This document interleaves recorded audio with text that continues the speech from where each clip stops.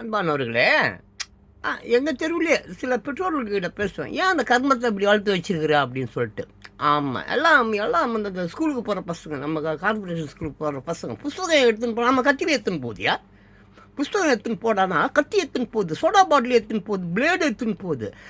என்ன இதெல்லாம் ஒழுங்காக வளர்க்க மாட்டியா? தெருவில் அசிங்கமாக அந்த மாதிரிலாம் வளர்த்து வச்சிருக்கிறியா? அந்த பெட்ரோலில் கேட்பேன். உடனே அண்ணா போனேன், எல்லாம் கை விட்டு போச்சுலாம், எல்லாம் கை மீறி போயிடுச்சுலாம் அப்படின்னோடனே, என்ன மயிறு கை மீறி போயிடுச்சு அப்படின்னு சொல்லிட்டு நானே கூப்பிட்டு அந்த பசங்களை மறட்டுவேன்.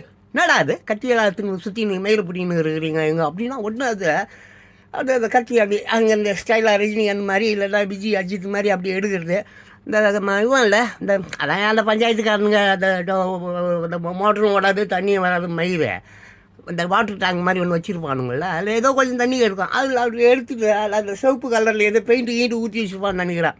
ஃபிலிமு அதை அப்படி கழுவுறது, அப்படி நம்மளை அப்படி ஒரு பார்வை பார்த்து அப்படி கழுவுறது. டேய், இந்த சீனெல்லாம் எங்கேயோ சினிமாவில் போய் காட்டு. உள்ள ஒரிஜினல் கத்தி எடுத்துன்னு வந்துருக்கிறவன் எடுத்துன்னு வந்து வீசு தான் தலை அந்தாண்ட ஓடுவானுங்க. நான் அந்த மாதிரி 4-5 பசங்களை போட்டு அடிச்சிருக்கேன். நான் எதுக்கு சொல்ல வரேன்னா, எல்லாம் கை மீறி போய் விட்டது. ஸ்கூலுக்கு படிக்க போடானா கத்தி எடுத்துன்னு போகிறாயா? சிறைச்சாலைகள், பள்ளிக்கூடங்கள் திறக்கப்பட்டால் சிறைச்சாலைகள் மூடப்படும் சொல்லுவான். பள்ளிக்கூடமே இப்பொழுது சிறைச்சாலையாக இருக்கிறது.